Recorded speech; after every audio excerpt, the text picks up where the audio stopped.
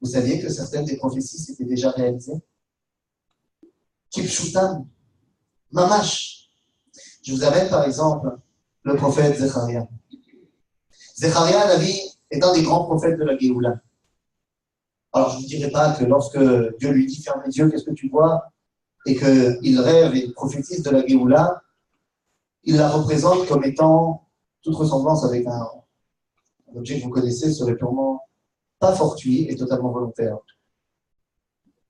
Zecharia, Navi nous dit la Géoula, moi je la vois comme étant une menorah Zahav, Shiva Kanim, avec 2 rameaux d'olivier en dessous. Ça vous rappelle quelque chose? Ah, tiens, le symbole de l'État d'Israël. Et Zecharia Navi dira dans le chapitre 14, et je vous cite, Ve'asafti et kol hagoyim el Yerushalayim lemilchama. Viendra un temps où tout le monde se pressera autour de Jérusalem pour lui faire la guerre. Ve'nilkeda ha'ir, la ville sera assiégée. Ve'nashasu abatim, je traduis en français moderne, et les maisons seront bombardées. Ve'anashim tishachavna, malheureusement les femmes subiront des violences terribles. Ve'yatsa chatzi ha'ir bagola, et la moitié de la ville partira en exil. Ve'yeter ha'am lo yikaret minayin, mais le reste du peuple ne sera pas complètement annihilé de la ville. Vous comprenez que cette phrase s'est réalisée mot pour mot en 1948. Les peuples se sont réunis autour de Jérusalem et ont fait la guerre. La ville a été assiégée. La moitié de la ville est tombée aux mains des Jordaniens. Les maisons ont été bombardées. Mais il y a une suite à la prophétie. Dans le Tanakh, il y a une virgule. Nous, la virgule, elle a duré 19 ans. Mais la suite de la prophétie nous dit la chose suivante. À un moment donné, Dieu il va sortir, il va faire le boulot. Comme il sait le faire.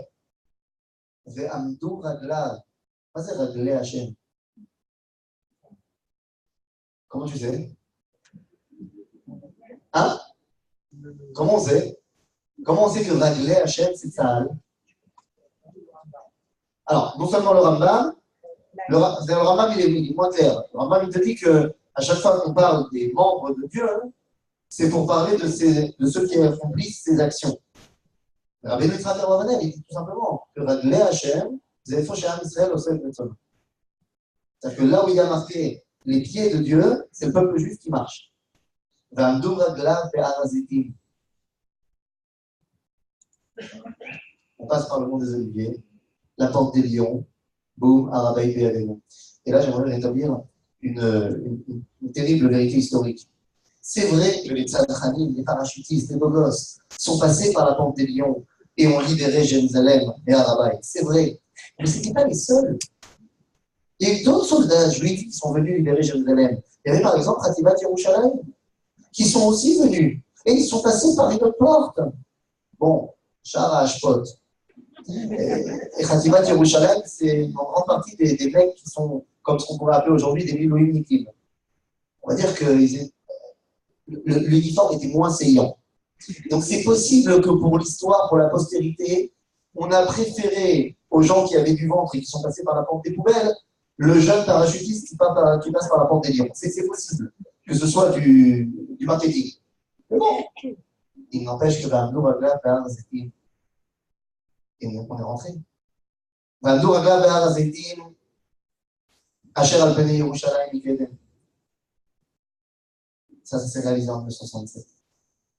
Il y a une troisième partie de la prophétie qui, elle, ne s'est pas encore réalisée. Qui sait? Demain. D'ailleurs, si un jour vous avez l'intention de vous balader au Har Hazitim, juste faites attention, parce que la suite de la prophétie, c'est... Bon, et puis aussi, le mont des Oliviers va s'ouvrir en deux. Si jamais vous baladez là-bas, juste et vous sentez que ça tremble, mettez-vous de bon côté. Mais c'est de cela qu'on parle. Jérusalem a commencé à retrouver sa réalité prophétique. Et comme elle a commencé à retrouver sa réalité prophétique, là, je ne sais pas du tout combien de temps je vais parler, est-ce que j'ai le temps? Il faut que tu me dises encore 5 minutes. Ça regarde bon. Ouais, non? Ça. Et comme on a commencé à retrouver notre réalité prophétique, alors il est temps, et là je le dis, il est temps que Jérusalem ne soit pas la seule à retrouver sa réalité prophétique, mais que nous la retrouvions également.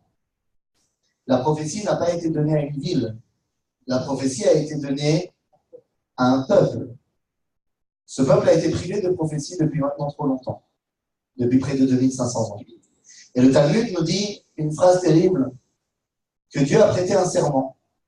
Il a dit Lo avo l'Yerushalayim shel mala ad she'avo l'Yerushalayim shel mata. Vous le savez mieux que moi, on a appris ça à l'Ulpan. Il y a une différence entre le suffixe im en hébreu, qui est la marque du pluriel, yeled, yeledim, et le suffixe aim, qui veut dire double. Regel, raglaim, ain, einaim, Yerushalayim. Il y a donc deux Yerushalayim. Et on le sait, Yerushalayim shel mala, Yerushalayim shel mata. J'aimerais vous demander, Yerushalayim shel mata, c'est quoi pour vous? Shel mata. C'est les embouteillages. C'est la Rakevet Akala, c'est le Mashbir, c'est Rehov Yafo, c'est ça, Yerushalayim shel mata. Regarde, même quand demain on va reconstruire le Beth Amikdash, ça sera Yerushalayim shel mata. C'est bon. אבל מה זה ירושלים של מעלה? Oh, non, c'est pas le Beth Amikdash. Parce que le Beth Amikdash, on va le construire ici. Non, non, Yerushalayim של מעלה, c'est autre chose. Cette question a été posée un jour au Rav Meir Yehuda Getz. Le Rav Getz était le Rosh Yeshivat Amekoubalim Bethel, également le Rav du Kotel tunisien. Ça arrive, hein, c'est pas... Le Rav tout blanc. Il était toujours habillé de blanc, sa grande barbe blanche, un streimel blanc. Et le Rav Getz, quand on lui a posé la question, mais c'est quoi Yerushalayim shel Mala? Il a répondu. Il a dit Yerushalayim shel Mala, c'est un sac avec des neshamot. Mais des neshamot très particulières, les neshamot les plus élevés qu'ils soient, parce que ce sont les neshamot de la prophétie, que Dieu a arrêté de distribuer depuis la destruction du premier temps. Dieu a dit, je ne rentrerai pas dans la Jérusalem d'en haut, tant qu'Israël ne rentreront pas dans la Jérusalem d'en bas. En d'autres termes, tant que Am Israël n'est pas revenu à Jérusalem, je ne peux pas vous donner ces neshamot. Mais il semblerait que depuis 1967, Dieu a réouvert le sac et recommence à distribuer les neshamot de la prophétie. Les âmes qui vont rentrer dans des gens qui seront ceux qui vont être capables de dévoiler à nouveau la prophétie. À tel point que c'est tout simplement les paroles du prophète Yoël. Yoël nous dit la chose suivante. Yamin Baï, ça va venir. Veshpoch et ruchi al kol basar. Je vais balancer ma prophétie sur tout le monde. Oui, mais attention. Il y a des levels. Il y a des dimensions, il y a des degrés de prophétie. Il y a un prophète de division nationale, un prophète de première division et un prophète de Ligue des Champions. C'est pas le même. Mais Yoël va nous dire c'est quoi la différence. Après ce que je vous ai dit, il semblerait que les jeunes ont plus de chances d'être des prophètes que les moins jeunes.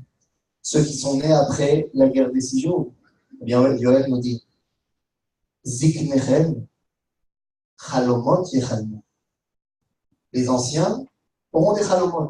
Et si on a lu l'explication du Rambam sur la prophétie, le Rambam dit que le Chalom, c'est le plus bas degré de la prophétie. C'est ça. Beneichem ou Bnotechem Yenabu. Les adultes normaux recevront le niveau qui s'appelle Nevoa. C'est plus que Chalom. Aval Bachurechem Chezionot Yechazu. Mais les jeunes auront des Chezionot. Ce qui est le plus haut degré de la prophétie, qui nous ramène évidemment au verset Chazon Ishayahu ben Amot Sacher Chaza al Yehuda Yerushalayim. C'est de cela qu'on parle. Il y avait un rêve qui s'appelait Jérusalem. Pendant 2000 ans, on a porté ce rêve pour pouvoir le réaliser. On l'a réalisé le jour de Kafret Beiyar en 1967. Il faut savoir une chose, et c'est par là que je termine. Aujourd'hui, des milliers et des milliers de personnes dans les rues, moi y compris, ont dansé dans les rues de Jérusalem pour fêter Yom Yerushalayim. Mais saviez-vous que bien avant 1967, il y avait une famille qui fêtait Yom Yerushalayim avant l'heure. C'était le Rav Kook. Le Rav Kook fêtait Kafret Be'iyar. Pourquoi? Parce que c'était le jour de son aliyah. Et le Rambam dit qu'il faut fêter le jour de son aliyah. Mais pourquoi le Rav Kook a-t-il décidé de venir Kafret Be'iyar? C'est pas lui, c'est le bateau qui est arrivé. Certes, mais il a aussi son mot à dire dans l'histoire. Vous saviez que déjà avant le Rav Kook, il y avait depuis près de 400 ans un minhag de faire la fête Kafret Be'iyar ici dans la région? Parce que c'était la Iloula de Shmuel HaNavi. Shmuel HaNavi n'était autre que le prophète de quoi? C'est quoi son œuvre à Shmuel? À Malchut. Eh oui. Et vous saviez que Shmuel n'est pas décédé Kafret Be'iyar pour rien. Pourquoi Dieu a décidé de le rappeler à ce moment-là? Bien tout simplement parce que bien avant Shmuel, Kafret Be'iyar, c'est le premier moment où Malchut Israël s'est imposé dans le monde. Le premier moment. Évidemment, ça ne peut pas être avant la sortie d'Égypte. D'accord, avant la sortie d'Égypte, il n'y a pas encore Malchut Israël. Au moment où on sort d'Égypte, au début, c'est Dieu qui gère, nous on ne fait rien. Quel est le premier acte que Am Israël va faire? Pardon? Milchemet Amalek. Milchemet Amalek, d'après la Torah, se passe Kafret Be'iyar. La première fois où le peuple juif est devenu un peuple actif, parce que la première guerre, en l'occurrence contre les sorties d'Égypte, contre les Égyptiens, pas nous, mais la première guerre qu'on a fait, Milchemet Amalek, ça s'est fait Kafret Be'iyar. Pourquoi est-ce que Dieu a fait en sorte que notre première apparition en tant que Malchut se fasse Kafret Be'iyar? Eh bien, tout simplement, c'est par là que je termine. Tout simplement parce que nos sages, Amekoubalim, nous ont enseigné, aujourd'hui c'est de l'autorité publique, c'est dans tous les sidourim, que les jours qui séparent Pesach et Shavuot sont à relier avec des dimensions spirituelles qu'on appelle les Sphirot. Et il n'est pas du tout surprenant de retrouver que Kafret Be'iyar, c'est ce qu'on appelle Chesed Sheba Malchut. Le début de la dernière semaine, le début de la semaine de Malchut, le moment où Akadosh Baruch Hu a décidé depuis la création du monde que ce serait la date de l'apparition de la royauté par excellence dans le monde. Et je terminerai, parce que vous savez, quand quelqu'un dit et par là je vais terminer, c'est qu'il n'a encore pas de choses à dire. Mais là, je termine vraiment, parce que tout ça nous permet de prendre une seule chose, de prendre conscience d'une seule chose. Si tout ce qu'on vient de dire est vrai, et que nous sommes revenus réaliser la promesse des prophètes, eh bien, vous savez bien comme moi que la prophétie ne s'adresse pas seulement au peuple juif. Le message que Dieu nous donne à nous, à Israël, c'est pour qu'il ait également un retenti dans le monde entier. Et je terminerai par ce qui va peut-être, qui sait, se passer demain. Et oui, peut-être que demain, nous allons entendre la réalisation de la promesse de Ishayahu. Parce que fort d'un peuple juif qui connaît son identité, qui a gagné l'Eurovision, qui est revenu sur sa terre, qui est revenu à Jérusalem, qui a retrouvé son identité d'unité. Parce que oui, on est unis. Avec tous les problèmes qu'il peut y avoir au sein du peuple juif, on n'a jamais été aussi unis qu'aujourd'hui. Malgré tous les problèmes. À ce moment-là, on peut servir véritablement de Or la Goïm et d'exemple. Jusqu'à ce que viennent les Goïm et disent une phrase. Phrase qu'on a oubliée qui venait d'eux. C'est tellement marqué sur toutes les parochot des synagogues qu'on pense que ça vient de nous. Ça ne vient pas de nous. Nous dit Ishayahu HaNavi, je termine véritablement par là. Ve'alchu amim rabim. Les Goïm vont venir. Ve'amro lechu ve'na'ale el har Hashem. Je traduis littéralement, venez, bonjour notre ambassadeur à Jérusalem. ואמרו לכו ונעלה אל הר השם, אל בית אלוהי יעקב, ויורנו מדרכיו. Et Beth Yaakov va nous enseigner les chemins de Dieu. Venelcha beorchotav, et donc on pourra aller dans ces chemins, Dieu. Ki mitzion tetze Torah, udvar Adonai Yerushalayim. Cette phrase qu'on connaît si bien. Et la phrase que le monde, que les nations disent lorsqu'ils prennent exemple sur le peuple juif. Qui sait? Peut-être que demain, ce sera le message vidéo de Trump au peuple juif et au monde entier. Nous sommes en train de reconstruire la prophétie au présent. Il y avait un rêve qui s'appelait Jérusalem et nous sommes en train de le réaliser. Toda Rabba.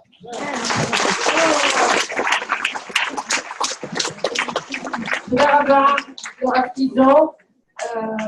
Vous avez remarqué que quand on parle de prophétie, nous ne sommes pas du tout dépaysés. Je passe maintenant la parole à Richard Darmon qui va vous parler de Jérusalem aujourd'hui.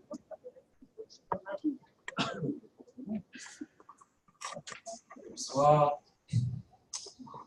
Je vais vous lire, pour commencer, le deuxième verset du psaume du Télim Kouf Chet He, que je lis souvent quand je m'adresse aux gens de la diaspora, et parce qu'il résume en soi ce qui fait notre unité, pas seulement en tant qu'Israéliens de courants différents, mais aussi de Juifs perdus dans les Galut Yashan, les vieux exils et les exils lointains.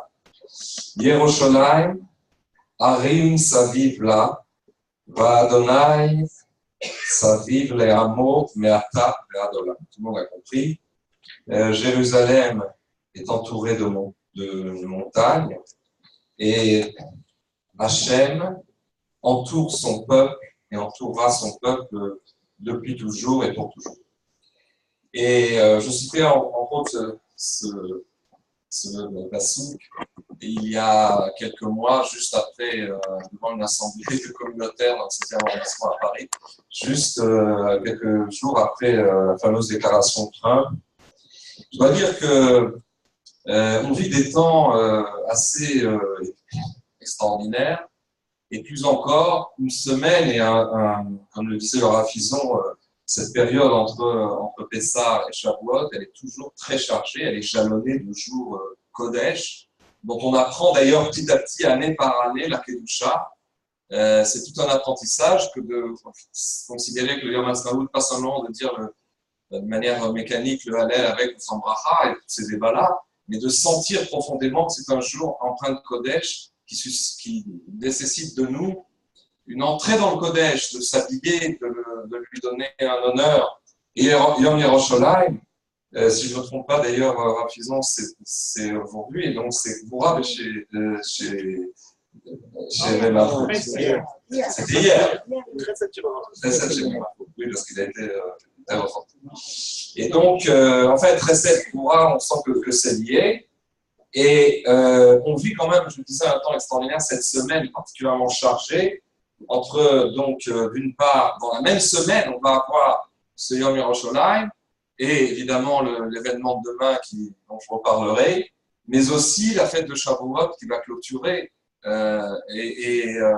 J'étais hier dans un yishuv extraordinaire à Lézard, dans le Shomron, et l'un des fidèles a introduit cette dimension.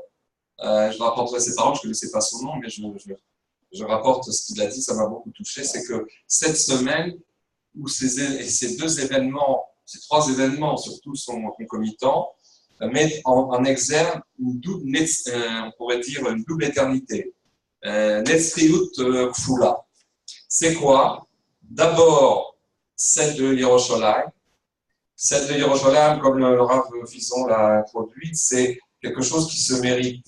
Yerushalayim, bien sûr que son nom est écrit 650 fois dans le Tanakh, alors qu'il n'est pas écrit une seule fois dans le Coran. Mais en tout cas, dans le Chumash, dans les 5 premiers livres, on parle d'Amakom Hashem Ifra. Jérusalem n'est pas écrit dans les 5 premiers livres. Il sera évidemment écrit 650 fois après, mais pourquoi? Parce que tout le Sipour, toute l'histoire de David avec Shmuel, c'est que Am Israël, enfin ses dirigeants, doivent le souhaiter dans leur cœur et l'appeler de leur cœur. Et ça, on pourrait dire, c'est le Netzar qui vient, si vous voulez, d'en bas. C'est-à-dire qu'il faut Jérusalem se mérite et les choses les plus chères doivent être cherchées. C'est le sens d'ailleurs du passage de Mélachim où on voit Shmuel et David, après qu'il ait été roi pendant 7 ans à Hébron, qui cherchent l'emplacement des Yerushalayim, non pas parce qu'ils ne savaient pas où ils étaient, mais il fallait le chercher spirituellement et géographiquement. C'est-à-dire que c'est un travail du bas, un travail de, on pourrait dire, en prenant un concept, si vous voulez, peut-être de la Torah des secrets, c'est, si vous voulez, c'est le mouvement Ratso Veshuv. C'est-à-dire, il faut que l'homme veuille pour que Hachem réponde. Et ça, c'est le sens de la quête de Yom Yerushalayim. C'est David qui nous a montré ça avec Shmuel. Et là par contre, le jour de Shavuot qu'on va vivre, la Torah nous est donnée, elle est éternelle, elle vient d'Akadosh Baruch Hu, et c'est un mouvement inverse, mais deux mouvements qui se complètent. Et on vit, nous, cette semaine, ces deux mouvements d'une éternité complémentaire. Je dois vous dire que pour traiter de ce sujet, bon, je crois que c'est chacun à sa manière. La géopolitique, l'importance géopolitique de Jérusalem, au temps des prophètes, le Rav Fizon en a parlé. Et aujourd'hui, on va essayer de faire des glames parce que c'est un sujet tellement vaste que je vais peut-être de manière non conventionnelle alterner anecdotes et données. Des données que vous connaissez. Alors, je vais faire à deux niveaux. Tout d'abord, parler de Jérusalem et des nations, à part quelques exceptions bien connues, et qui ne sont pas des moindres, puisque le président de la première puissance mondiale a opéré un switch hallucinant il y a quelques mois. Quel que soit d'ailleurs son itinéraire personnel, j'avouerais que l'avoir entendu le soir du 6 décembre, on a vécu beaucoup de choses et depuis la chute du mur de Berlin en 89, il se passe dans notre monde une accélération des événements considérables. Un événement, comme disait Manitou, un événement massif succède à un événement massif. Massif parce qu'il emporte toute une série de données. Et voilà que, donc, demain, le président de la première puissance mondiale va redonner sa place à Jérusalem.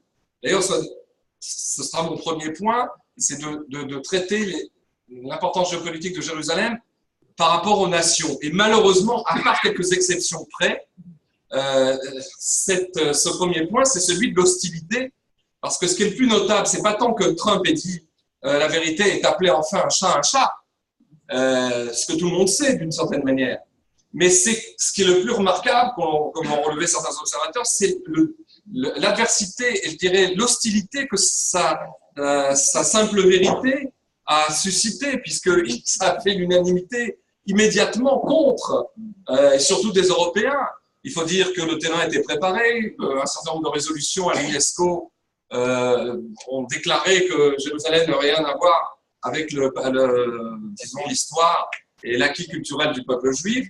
Et c'est d'ailleurs dans le même sens que les forces islamistes qui mènent la danse dans certaines instances de l'ONU, puisqu'on parle surtout à l'UNESCO et aussi au Conseil des droits de l'homme, soi-disant de Genève, de l'ONU, ce sont les pays donc arabes, arabo-musulmans qui mènent la danse. Et en fait, en déclarant cela, c'est aussi une manière de voir les choses, c'est comme de prétendre que la terre est plate. Et c'est ce que prétend d'ailleurs l'islam. Dire que Jérusalem n'appartient pas aux Juifs, c'est exactement prétendre, comme le font d'ailleurs les islamistes en fonction de leur Coran, que la terre n'est pas, comme l'a dit Galilée il y a fort longtemps, sphérique, mais qu'elle est plate. Et c'est une vérité que l'islam affirme dans ses sites internet, je ne sais pas si vous le savez. Et donc, le premier point, ce sera donc, c'est cette hostilité des nations, essayer de la comprendre. Le second, c'est au contraire, alors que Jérusalem suscite entre Israël et les nations une hostilité, qui est celle un peu de Ketz Hayamim, non pas la fin des temps apocalyptique qui n'existe pas dans le judaïsme, mais la fin des temps d'exil. C'est parce que nous venons d'exil et que l'exil d'Esav l'exil occidental est en train de se terminer, que Jérusalem fait problème, fait si vous voulez, toutes ces polémiques. D'ailleurs, je vous citerai le passage de Zacharie, chapitre 12, je le traduis directement, qui dit à propos justement de cette hostilité, qui prévoit que Jérusalem deviendra le point d'achoppement. Tu vois ce que dit Zacharie, je ferai de Jérusalem une coupe de poison pour tous les peuples alentours, et aussi pour Yehuda. Il y aura le siège de Jérusalem. En ce jour-là, je ferai de Jérusalem une pierre pesante pour tous les peuples, tous ceux qui la soulèveront s'écorcheront. Toutes les nations de la terre s'assembleront contre elle.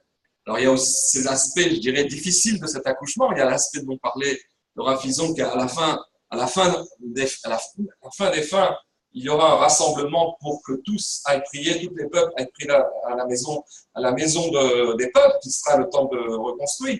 Mais si vous voulez, en tout cas, ça passe par ce goulot d'étranglement de ces haines et de cette adversité. D'ailleurs, pour aller un peu plus loin, je voulais vous poser une question. Est-ce que, d'ailleurs j'ai donné la réponse dans mon petit bouquin, en parlant d'un texte, en titrant un texte qui s'appelle Hep, Hep, Hep. Est-ce que vous savez que cette onomatopée qui semble être empruntée à Tintin, elle appartient en fait à l'histoire de l'hostilité occidentale contre les Juifs, puisque ce cri était scandé d'abord par les SA avant leur scission avec les SS. Bon, lorsqu'ils chargeaient, notamment pendant la nuit de cristal, les magasins juifs, lorsqu'ils chargeaient des manifestations ouvrières, lorsqu'ils s'opposaient, si vous voulez, à toutes les forces qui n'étaient pas dans leur ligne, ils chargeaient et ils criaient Hep, Hep, Hep. Et qu'est-ce que ça veut dire ce Hep, Hep, Hep? Et on est là dans les années 30, au cœur, si vous voulez, de la bête immonde, comme disait Bertolt Brecht, qui va s'emparer et qui va faire la Shoah. Hep, c'est tout simplement les rachetevot, l'acrostiche de l'expression latino-romaine Yerushalima est perdida. Jérusalem est perdue. Et c'est donc le drapeau réel de toutes ces forces de la mort d'Amalek qui déferlent dans les villes européennes pour préparer la Shoah et préparer 50 millions de morts, pas simplement la Shoah, si j'ose dire, mais tout sauf 5. Eh bien, c'est au nom de quoi? De la destruction de Jérusalem, de cette espèce d'opprobre qu'on envoie à la figure des Juifs en leur disant « vous avez perdu Jérusalem ». Et ça donne toute la mesure de ce qui se passe aujourd'hui et de quel mouvement de bascule, dans quel mouvement de bascule on est. Toute cette Shoah, les années les plus sombres du XXe siècle se sont faites derrière cet étendard et les choses ont changé. Et on parle aujourd'hui de nos retrouvailles avec Jérusalem et quelles retrouvailles. En fait, il y aurait matière à distinguer l'opprobre des nations occidentales par rapport aux nations de l'islam. Et plus généralement, de s'interroger sur la manière dont l'Occident, et surtout, j'allais dire, l'Europe catholique, parce que on s'aperçoit qu'il y a en ce qui concerne la chrétienté, il y a évidemment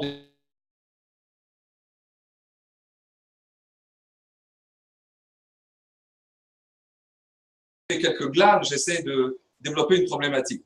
Le fait est qu'il y a des différences, évidemment, entre l'hostilité occidentale, catholique, apostolique et romaine, j'allais dire, de l'Europe par rapport à Israël, même de cette Europe dite laïque, et l'hostilité islamique. Manitou avait résumé ça à sa manière, et pas seulement sur la question de Jérusalem, en disant que nous avons avec Essa, l'Occident, un conflit qui est théologique, un conflit sur le ciel, un conflit qui est la prétention qu'a le christianisme d'être le nouvel Israël, et donc d'usurper complètement le nom d'Israël et l'histoire d'Israël en se consacrant le nouvel Israël et la nouvelle alliance, alors qu'avec l'islam, nous a enseigné Manitou, qui en fait s'appuyait sur des sources que vous connaissez, des sources très profondes, nous aurions avec l'islam un conflit seulement sur la terre. Alors, ce n'est pas l'objet de ce soir. Donc, conflit sur la terre avec l'islam, à propos de Jérusalem, c'est très intéressant aussi, conflit sur le ciel avec l'Occident. Et on pourrait multiplier les explications, mais en même temps, un paradoxe auquel je reviendrai peut-être en conclusion de ce premier point, c'est que comment cette thèse fait-elle face à la réalité, traite-t-elle la réalité d'aujourd'hui alors que le Hamas et le djihad islamique, au contraire, revendiquent évidemment toute la terre de Palestine, etc., et Jérusalem, mais ils le font non pas en tant que conflit territorial seulement, mais au nom d'une guerre de religion, d'une certaine manière. Ce n'est pas seulement un conflit territorial. D'ailleurs, si ce conflit n'était que territorial, ça fait longtemps qu'on aurait pu trouver des solutions. Il n'est pas résolvable parce qu'il n'est pas résolvable dans les catégories de l'ONU et de l'Europe. parce il est en fait bien plus qu'un conflit territorial. C'est un conflit de civilisation, c'est un conflit d'une certaine manière d'être homme, comme disait Manitou, au-delà de l'aspect religieux. Et donc, on a un paradoxe. Je ne vais pas le résoudre ce soir, mais je le pose parce que, justement, quand Arafat appelle la seconde intifada, celle de l'intifada armée qui a commencé en septembre 2000, sous prétexte que Sharon était monté sur le mont du Temple, alors qu'en fait, l'OLP et les Palestiniens et le Hamas aussi avaient préparé ça bien avant, ça a été juste le prétexte médiatique. Mais cette intifada s'appelle l'intifada El-Aqsa, mais l'intifada El-Aqsa, l'intifada armée, c'est-à-dire l'intifada de cette mosquée qui est sur le mont du Temple. Voir donc un mouvement comme l'OLP donner le nom d'une mosquée à un soulèvement, ça montre que le problème n'est pas si simple que ça. On n'a pas seulement qu'un conflit sur la terre avec Ismaël, peut-être qu'il se résolvera par une reconnaissance, bon, comme le disent les textes du Zohar et autres, qu'à la fin des temps d'exil, après que la fameuse alliance de Gog et Magog, c'est-à-dire d'après le Malbim, commentateur du Zohar du XVIIIe siècle, un peu après la Révolution française, qui explique que la guerre de Gog et Magog, c'est pas l'Apocalypse qui fait trembler tout le monde, c'est l'alliance du roi d'Occident, enfin de la puissance dirigeant l'Occident, avec la puissance qui dirige le monde islamique contre la présence des Juifs à Jérusalem.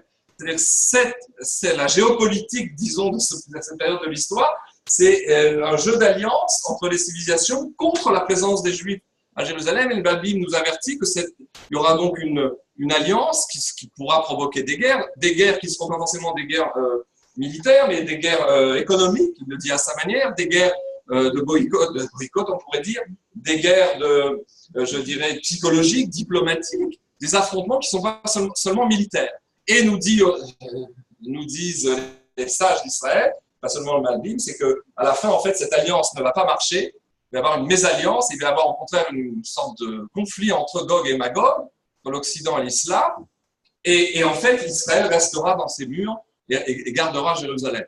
On vit ces temps-là, je n'ai pas besoin de m'étendre sur le rôle extrêmement symbolique joué par le président américain dans son discours du Caire, qui a tendu la main à l'islam, qui a fait une alliance avec l'islam, qui n'a pas marché. Et tout son échec, et on a entendu ces protestations dans la presse par rapport aux événements de demain, on comprend que c'est une autre conception de la géopolitique et de l'histoire. Mais je voudrais, j'ai ici des documents, mais ça suppose une étude. Déjà en 96, les églises catholiques se réunissaient à Beyrouth pour traiter de la question de Jérusalem. Et il y a des textes hallucinants, pas seulement sur ce qu'avait dit le pape Jean-Paul II, dont on a dit qu'il était philosémite, etc. Mais en ce qui concerne Jérusalem, la position de l'Église catholique, apostolique et romaine est extrêmement sectaire. Elle considère que c'est un danger que les Juifs monopolisent la ville et judaïsent la ville. D'ailleurs, ce thème, la judaïsation de Jérusalem, comme si on reprochait, nous, aux chrétiens, de christianiser Rome et aux musulmans d'islamiser la Mecque et Médine. Mais non, ici, d'être présent dans Jérusalem, aux yeux de ces nations, c'est judaïser. Eh bien, cette expression a ensuite été reprise. C'est pour ça que, d'une certaine manière, l'hostilité occidentale, européenne surtout, par rapport à la présence souveraine des Juifs, parce que non seulement le fait qu'ils ont eu un État en 48, ces Juifs, et qu'on leur a octroyé une petite portion de terre par culpabilité, par rapport aux événements de la Shoah, comme l'a très bien montré Eliane Amadou-Balancy, en disant que c'était un État croupion dans l'inconscient collectif des nations. Ce petit État qui n'avait pas tout Jérusalem, justement, c'était une manière d'envoyer les Juifs une bonne fois pour toutes à l'abattoir. Et elle le montre, et c'est une thèse qui tient son pesant d'or. Mais non seulement ils sont souverains donc sur un petit État, mais en plus, en 67, ils sont souverains à Jérusalem. Et ce que je voudrais dire ce soir, c'est que pour comprendre cette hostilité enchevêtrée de l'islam et surtout de l'Occident, c'est que l'un entretient l'autre.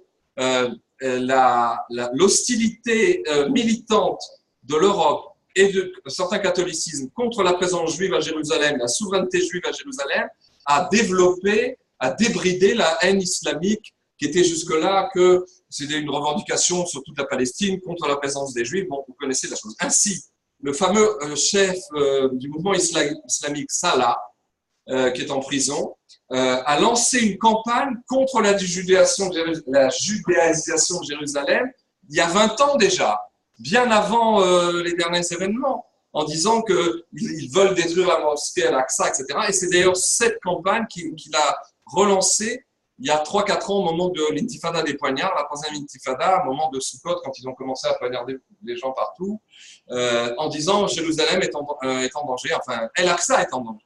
Ce qui est une plaisanterie, parce que s'il y a des gens qui ont mis en danger le site du mont du Temple, c'est évidemment, ça c'est le fantasme habituel musulman. D'ailleurs, c'est un Rashi qui dit ça, c'est qu'il faut éviter dans les méthodes de attribuer aux autres l'attitude qu'on a.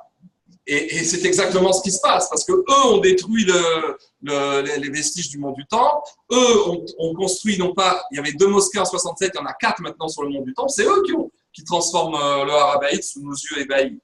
Et donc, il y a cet enchevêtrement entre cette hostilité islamique et l'hostilité chrétienne, mais je voudrais, juste pour mémoire, et on ne peut pas ne pas le faire, non pas rabattre à nouveau cette phrase de Gaulle, parce que j'ai relu la conférence de presse de Gaulle de décembre 67. Le plus intéressant, c'est pas la phrase que tout le monde connaît, que vous connaissez tous, le peuple sûr de lui est dominateur, etc.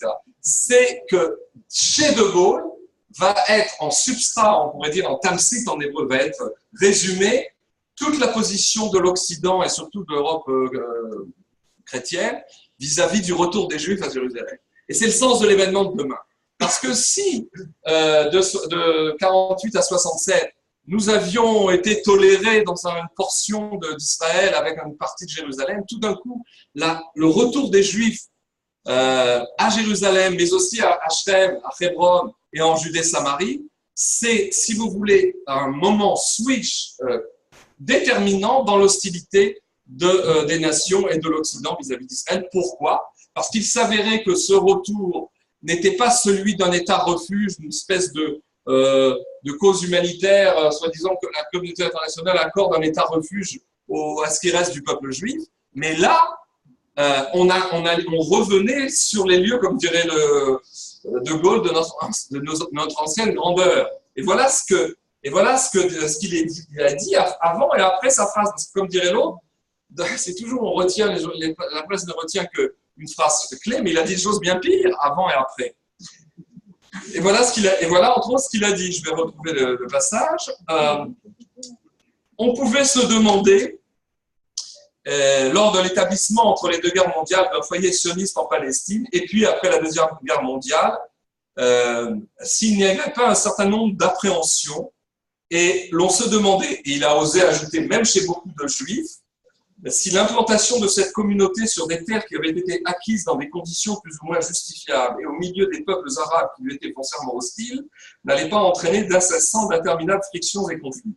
L'établissement de leur État, c'est-à-dire aux Juifs, sur le territoire que leur avaient reconnu les puissances, tout en désirant qu'ils parviennent en usant d'un peu de modestie, à trouver avec leurs voisins un modus vivendi. Lorsque les Juifs rentrent à Jérusalem, eh bien, ils ne sont plus modestes, ils ont la tête haute, et c'est ce que De Gaulle leur reproche. Et puis, il rajoute ceci. On avait vu en effet un État d'Israël guerrier et résolu à s'agrandir. Ensuite, l'action qu'il menait pour doubler sa population par l'immigration de nouveaux éléments donnait à penser que le territoire qu'il avait acquis ne lui suffirait pas longtemps et qu'il serait porté pour l'agrandir à utiliser toute occasion qui se présenterait. Nous lui prodiguions des avis de modération. Toda, etc., etc. Et alors, il y a cette phrase, les Juifs rassemblés sur le site de leur ancienne grandeur, eh bien, nous craignons qu'ils n'en viennent à changer en ambition ardente et conquérante les souhaits de très longs siècles, l'an prochain à Jérusalem. C'est-à-dire, sur les lieux de leur ancienne grandeur, De Gaulle détecte le fantasme, le syndrome de Jérusalem, à sa manière. Et pourquoi j'ai voulu citer ici le fameux général, c'est parce qu'il résume tout à fait, à sa manière, ce switch, c'est-à-dire que cette fois-ci, quand nous rentrons dans Jérusalem en 67, le retour d'Israël prend une autre dimension, une dimension, j'allais dire, tanachique, le retour des temps bibliques. Et c'est ça qui a gêné l'Europe et qui continue de la gêner. Cette Europe, j'ai pas besoin de le dire, pendant des années, elle a multiplié les concepts erronés qui fondaient sa politique, et je pourrais les citer. Il y a 7 ou 8 concepts, on n'a pas le temps de les développer, on pourra en faire une autre réflexion. Mais si vous voulez, cette hargne de l'Europe nous donne à penser que depuis le switch de 67, cette fois-ci, ce qu'ils redoutent, c'est ce qu'ils appellent dans la presse le messianisme juif, etc. Mais ce qu'ils redoutent, c'est le retour du refoulé. C'est-à-dire que le peuple en loc qui est sorti d'Auschwitz, qu'on lui donne un petit coin de territoire, c'est une chose, mais qu'il ait des habits de misère et des habits qui, je dirais, valorisent la cause humanitaire de l'Europe, mais que par compassion, fausse compassion d'ailleurs. Mais que tout d'un coup, le président de la première puissance mondiale veuille nous revêtir d'habits de lumière en disant Jérusalem est aux Juifs et c'est comme ça qu'on appelle un chat, ça c'est intolérable pour l'Europe chrétienne. Dans d'autres exposés, j'avais expliqué longuement, avec citation à l'appui, pourquoi l'Europe est structurellement antisémite, antisioniste, anti-israélienne, ce qui revient exactement au même, à compter qu'on pourrait se demander si l'antisémitisme n'est pas une variante de l'antinationalisme juif qui existe depuis très très très longtemps et qui est antérieur à l'antisémitisme même. C'est toute une réflexion. Alors, en ce qui concerne, si vous voulez, maintenant, les habits de lumière, je voudrais... il ne me reste pas très longtemps, combien, 5 minutes? Je voudrais le temps est relatif. Oui, le temps est relatif. Je voudrais vous dire que dans les noms qu'on donne à Jérusalem, c'est Yirat Shalem. Qu'est-ce que c'est la crainte plénière? C'est la Yirat Aromemut. C'est la crainte révérentielle, c'est-à-dire la crainte qui n'est pas celle de la peur de la puissance divine, mais la crainte mêlée d'amour. Et c'est ça qui définit Sion. Sion, c'est le cœur du cœur.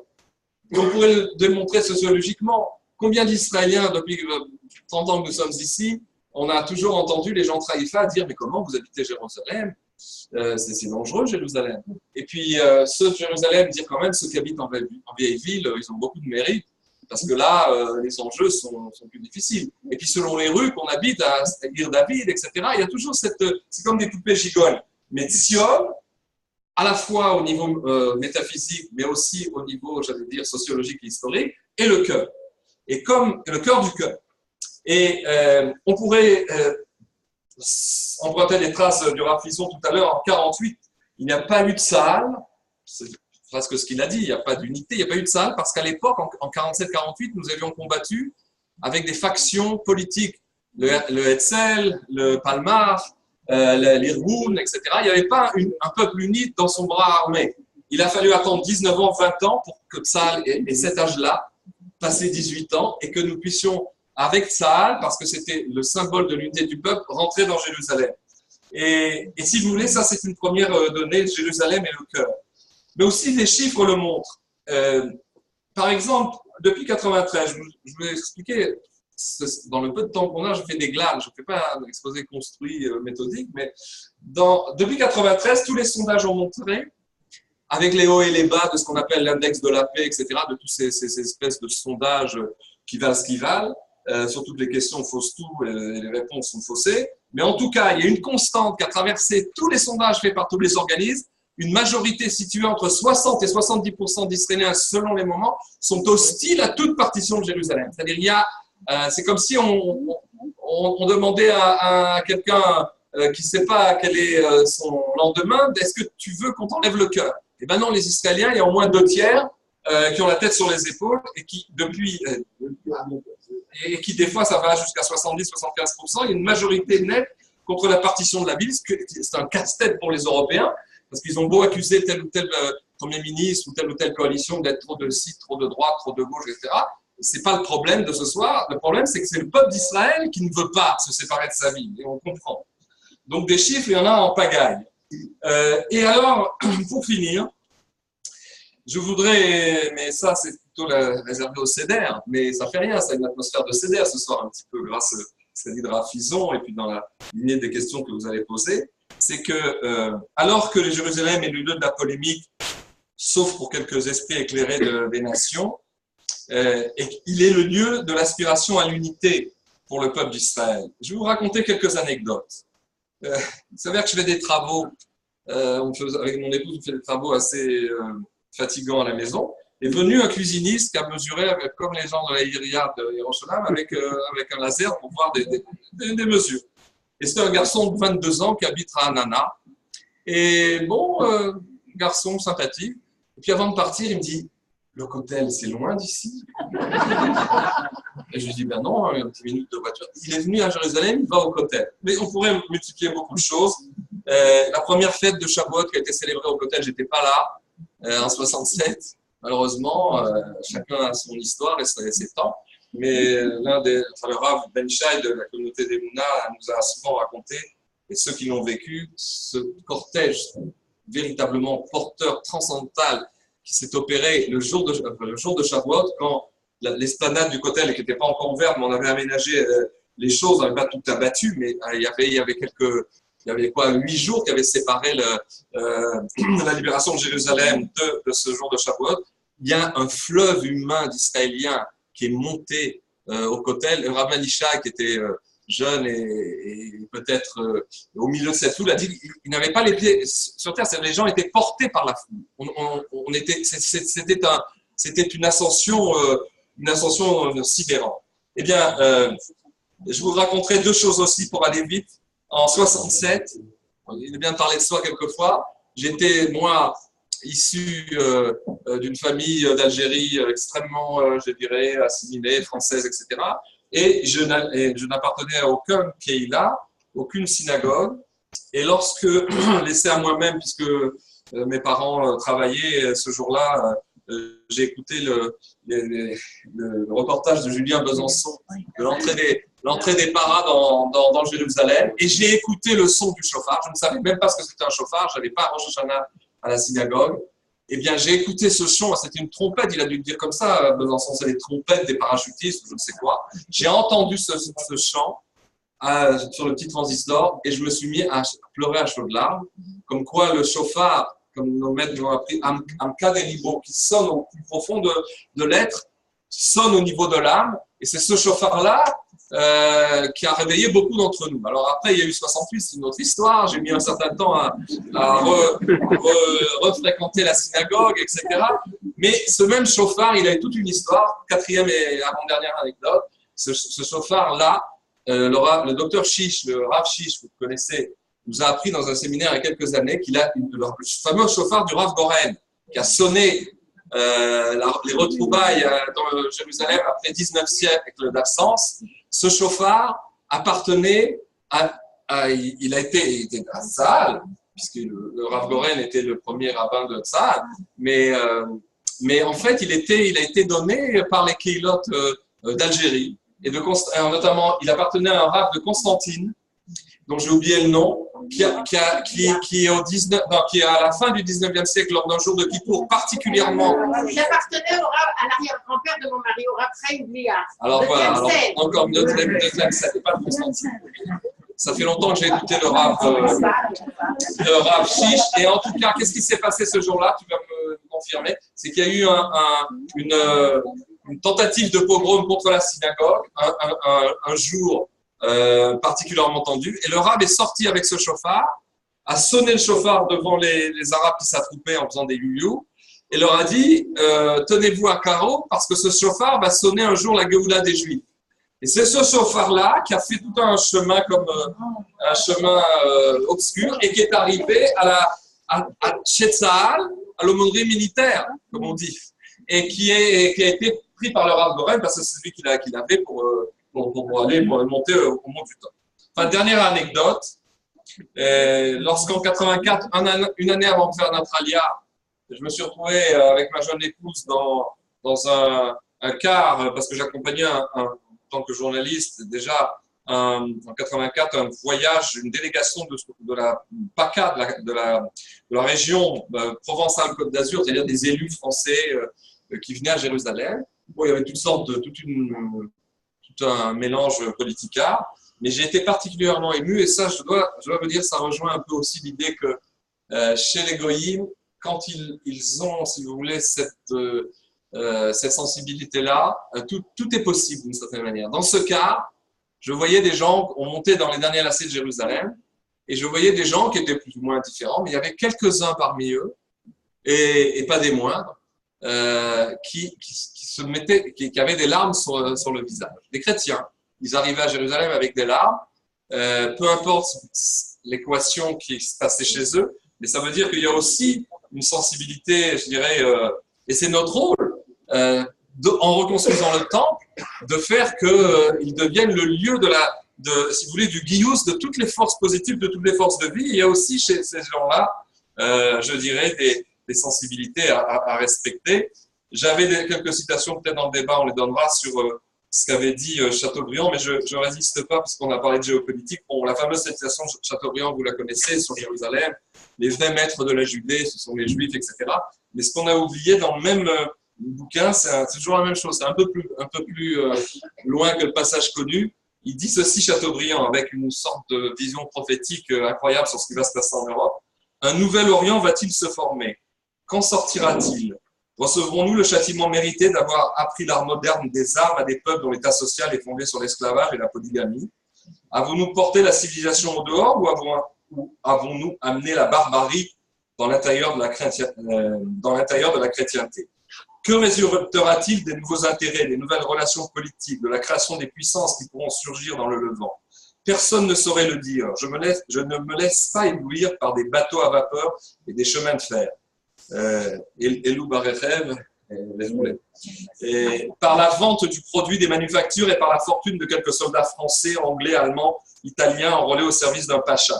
Tout cela n'est pas de la civilisation. On verra peut-être revenir aux moyens de troupes disciplinées des Ibrahim futurs, les périls qui ont menacé l'Europe à l'époque de Charles Martel et dont plus tard nous a sauvé la généreuse Pologne. Fin de citation. C'est dans les mémoires d'Outre-Tombe, tome 2. Donc, une vision assez extraordinaire. Et je m'arrête là parce qu'on pourrait citer, c'est curieux de terminer sur Chateaubriand, mais il est très brillant, nous avoir aidé à reconstruire notre château. Merci.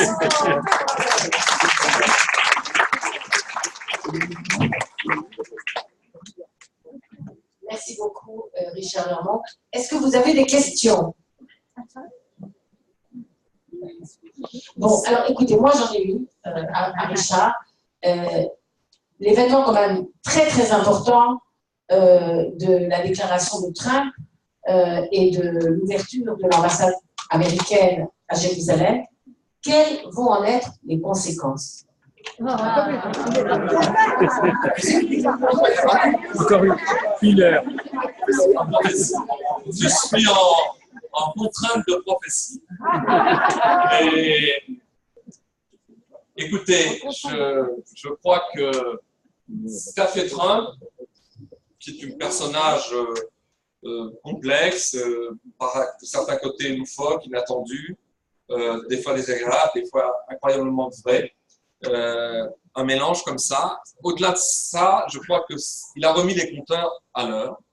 Et enfin, pour leur part, les États-Unis et son administration ne mesurent pas peut-être l'étendue de ce pavé dans la mare.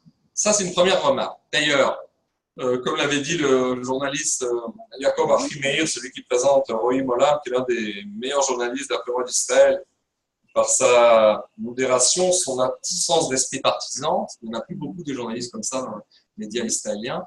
Et il avait expliqué à propos de la protestation palestinienne décrétant demain jour de colère, Zam, Yom Zam. Il avait dit ça il y a déjà quelques mois, mais que les Palestiniens nous expliquent depuis 1948, quel est le jour qui n'était pas un jour de colère?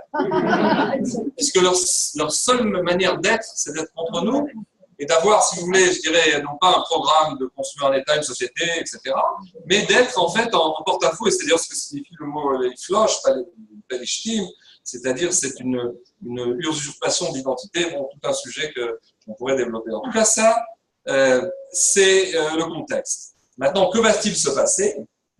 Je crois que, comme l'ont écrit un certain nombre d'analystes à propos de la débâcle iranienne du matin du 10 mai, les Iraniens si vous voulez, ont sans doute un certain nombre de moyens qu'ils n'ont pas encore utilisés, mais ils ont vu un peu plus grand que leurs moyens.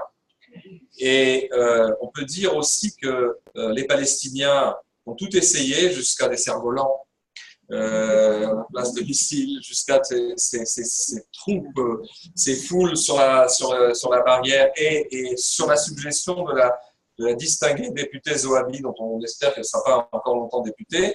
Elle a appelé pour ce jour-là, mais ça ne va pas se faire, mais c'est une idée qui est dans l'air, à une grande marche des Arabes israéliens et des Palestiniens sur Jérusalem. Donc, ils ont des plans. Mais bon, Avarnou et Paro, on en a vu des vertes et des pas mûres. Ça, c'est pas quelque chose qui nous fait peur. Il peut y avoir du ZAM, il y aura du super ZAM, avec du super zoom des caméras occidentales. Mais ça, c'est pas ça qui va changer grand-chose. C'est-à-dire que c'est vrai qu'il n'y a pas eu dans le siège de la déclaration de Trump des dizaines de pays qui ont dit on ouvre notre ambassade à Jérusalem. Il faut avoir du courage.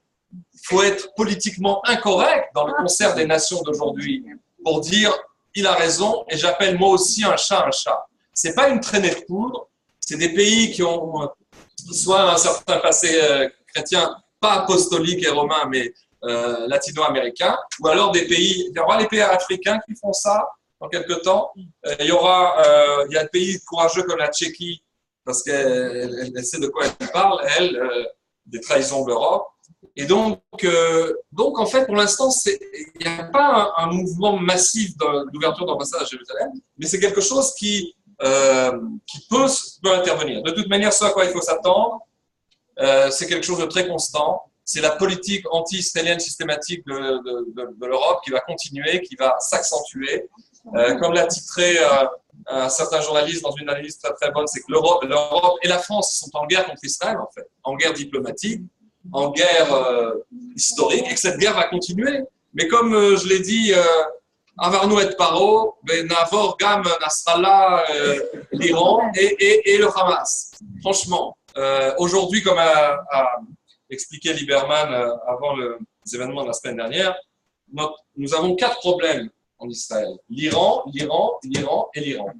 Et donc, comment L'Iran et l'hypocrisie. Bon, oui, c'est ce qu'il a dit. Hein. Vous avez l'hypocrisie pour conspuer cette conjuration du mensonge. Mais si vous voulez, je crois que Yom Zam, on va voir, il se peut qu'il y ait évidemment des troubles demain, etc. Rien ne changera au niveau des grandes données. Et je vais vous le relire quand même, ces 3 lignes de Chateaubriand. Donc, les gens de l'AFP, il faudrait bien s'inspirer, il faudrait qu'ils relisent leur classique, pas seulement les gens de l'AFP, mais aussi Macron et son gouvernement. Écoutez ce que disait donc Chateaubriand en 1806, en visitant Jérusalem. Pénétrez dans la demeure de ce peuple. Vous le trouverez dans une affreuse misère, faisant lire un livre mystérieux à des enfants qui à leur tour le feront lire à leurs enfants. Ce qu'il faisait il y a 5000 ans, ce peuple le fait encore. Il a assisté 17 fois à la ruine de Jérusalem. Et rien ne peut l'écourager. Rien ne peut l'empêcher de tourner ses regards vers Sion. Quand on voit les Juifs dispersés sur la terre selon la parole de Dieu, on est surpris sans doute. Mais pour être frappé d'un étonnement surnaturel, il faut les retrouver à Jérusalem. Il faut voir ces légitimes maîtres de la Judée, esclaves et étrangers dans leur propre pays. Il faut les voir attendant sous toutes les oppressions un roi qui doit les délivrer. Si quelque chose parmi les nations porte le caractère du miracle, nous pensons que sa caractère est ici. Fin de citation.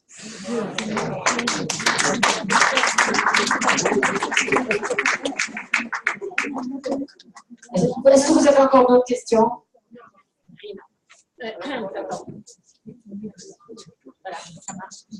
Maintenant que Trump a fait ce pas, est-ce que c'est si important qu'il y en ait beaucoup d'autres?